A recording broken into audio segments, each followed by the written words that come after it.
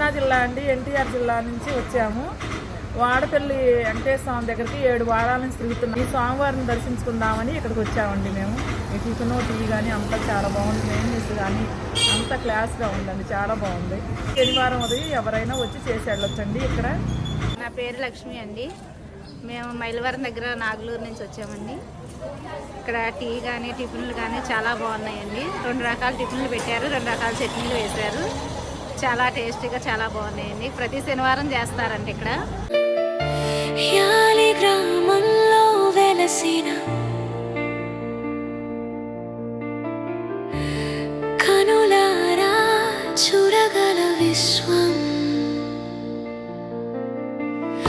అన్నపూర్ణే